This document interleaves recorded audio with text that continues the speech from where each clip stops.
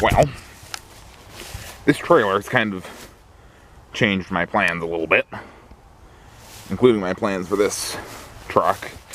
This truck is the one I got with Speedy, which I had over there somewhere, as a parts unit. Engine was stock. Oh, I know, I went over this in the first video I put on the channel. Back of the cab is shoved in because they had a log bunk on the truck. And no headache rack. You know that. Loggers.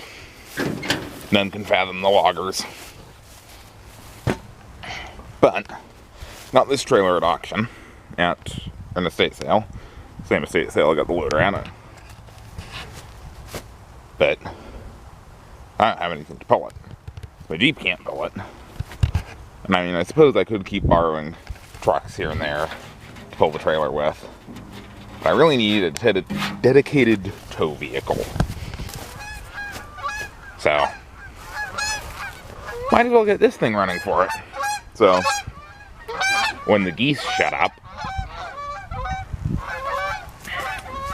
this truck, I got working on it a few days ago.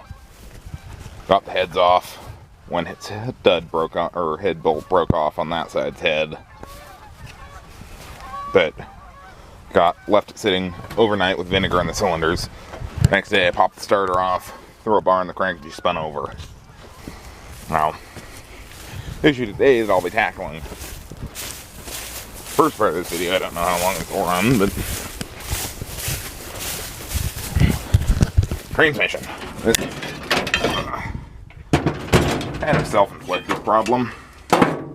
Because before I got that trailer, I half-gutted this transmission, hunting for gears for Speedy's transmission.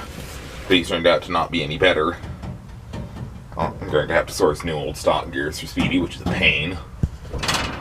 But one thing I did is I took out the shaft that the counter shaft runs on. Now, which wouldn't be a problem, other than the fact that there's thrust washers on either end of the counter shaft. And I can't get the front one danced down into place, and the shaft slid all the way through it. It's just keeps dropping out of place all the way down in there. Big pain in the backside. So, I'm gonna have to pull the transmission. It isn't fun, but it isn't terrible either. It's just a ring of bolts in the clutch linkage. Yes, I'm trying to convince myself that it's not that terrible of a job.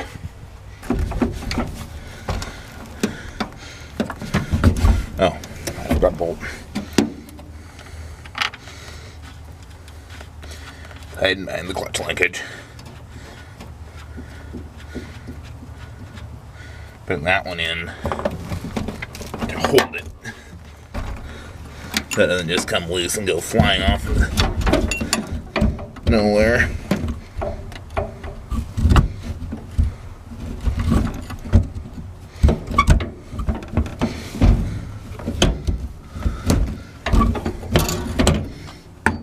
Oh, I think I need to get that one from underneath.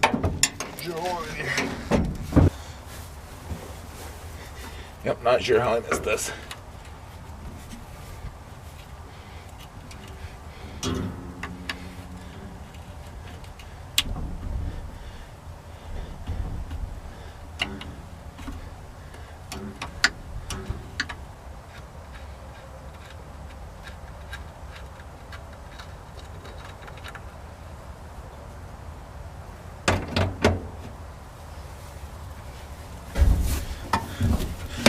Okay, now it should just be the one.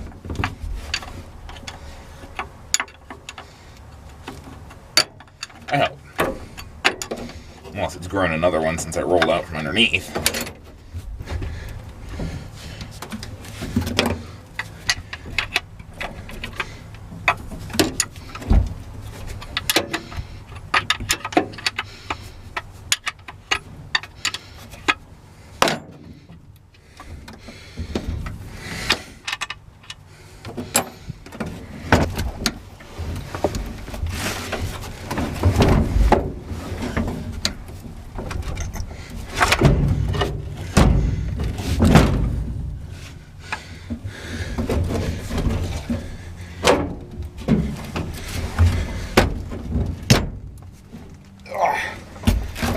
Transmission's out. Here's the transmission out on bench. Not too much play in the throw-out bearing.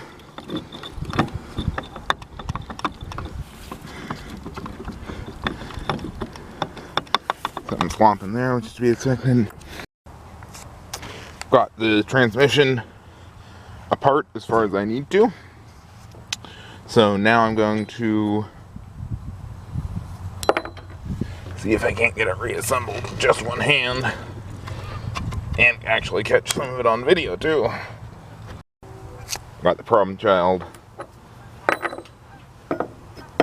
thrust washer in there. Now of course this has to be danced in.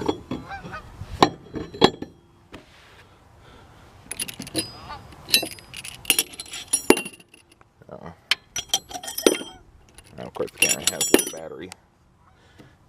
And of course I've just dumped those bushings out the bottom. Alright, so what I was trying to explain here before the camera battery died on me was that you need to do get this gear set weaseled into the case. Trick is to bang the camera best as I can in my pocket, hold everything in place on the bottom side while you drop it in from the top.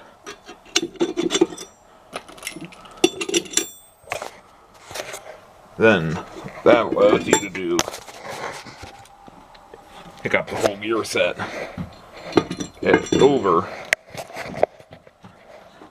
then it's just walk it into place to line up with that slot with the thrust washers on either side, and it's just drop the shaft in, and there you go. Well, completely change of scenery, change of location, change of weather, and it also, it's been a few months since the last clip, but back working on this truck again, and I made some discoveries. It's not a 48 Ford at all, because to start with,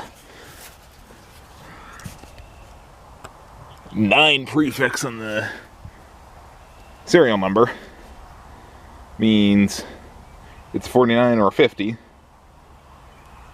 and there's no way of telling which. Some people know what the consecutive build number is for where the break is between 49 and 50. I don't. Found the stamping, or the cowl stamping, which has a lot more of the truck's build information. They did these, I know for certain, on the 4850 F1s, and I think they carried it on a little, or F-Series trucks, they carried it along a little further, I think. They did not do it on the older jail bar styles. But RH, Richmond plant, F5 truck. B is color code for this blue, which is how I finally figured out that it's a 1950, because that's for this dark blue color, or kind of metallic-y blue almost, or maybe not quite metallic, but that's the color the truck was originally. That color was only optioned in 1950, or you could only get that in 50 and above. Couldn't get it in 49 or 48, and of course we know it was in 48 because of the serial number. 10H, I believe, is date of production is August 10th. So built August 10th, 1950 in Richmond, California, that is. Richmond, California Ford plant, which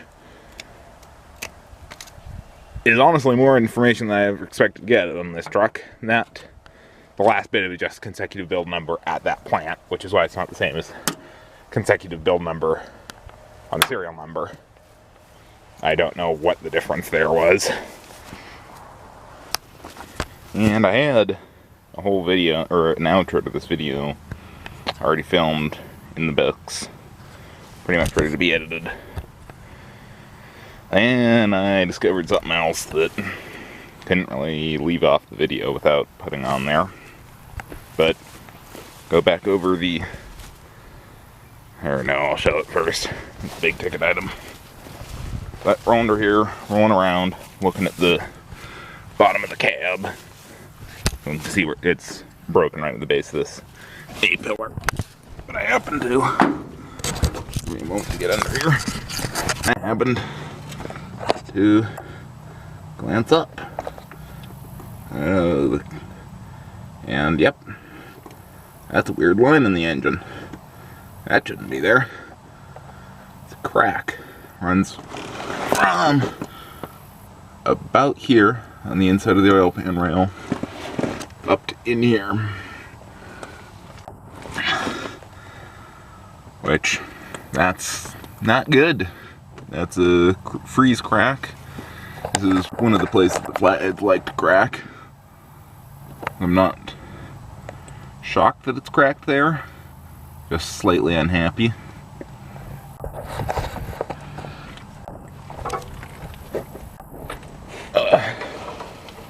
Turn off the camera while I weasel back out from under here. Tight squeeze with 2 flat front tires. So that kind of sinks the idea of getting it running in place. Not going to get it running. Not going to run today. But I don't think that that block is dead. I think that that can be repaired. And I've talked to the local machine shop. They aren't one of those shops that just discards the idea of welding blocks out of hand. So depending on how bad the crack is once I get the engine out, and if there are any more, I can't find any more. But then again, that one was staring me in the face for the past almost a year that I've had the pan off. And I hadn't seen it until literally just this past weekend. So if there's no more cracks, and they say they can repair that one, I think it can be repaired. And the reason that I say that it can be repaired, or the reason I'm leaning towards repairing it, is I happen to know a bit of insider information.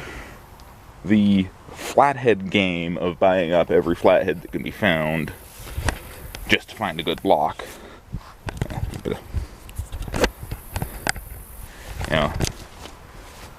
Kind of new camera angle. Flathead game has already been done. Somebody's already bought a bunch of the flatheads in this local area. There's a stack of them on the floor of the machine shop that are bad. So I don't think there's any left to be found in this area. Which is why I don't think that crack's too bad. Because it's not into the... You see if I can get a camera angle on it without crawling back under. It's not near that gusset for the center main bearing. You know, it kind of goes past it, but not into the structure of that. So I don't think the structure of the block is compromised. But that's the sad news about, or the worst news about the engine out of the way. One of the other things I noticed while I was honing out cylinders, that's the oil pump. Those are the gears inside the oil pump. You're not supposed to be able to see those. And something else funny I noticed. There's supposed to be a safety wire in there that keeps you from tweaking the pressure of the oil pump relief. The safety wire is gone. So my guess would be that this truck had bad oil pressure at some point.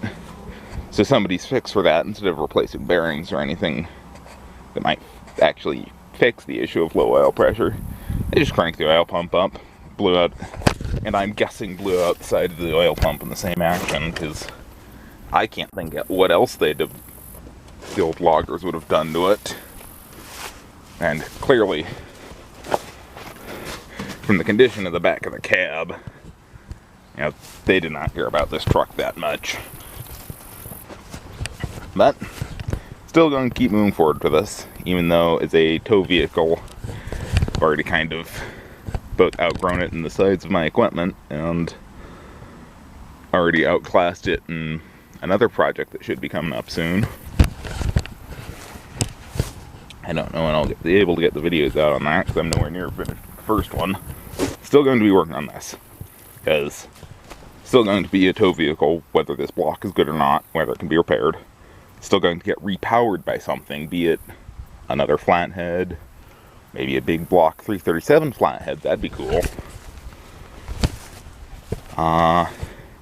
Been kicking around the idea of maybe a little 2 or 3 cylinder Detroit in this thing, that'd be a riot.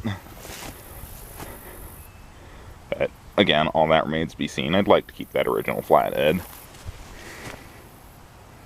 So, still going to continue on videos of the chassis of this truck. Also, videos on that thing, you know, the large loader. And a couple of videos on newer vehicles. But that's it for this video. So, thanks for watching.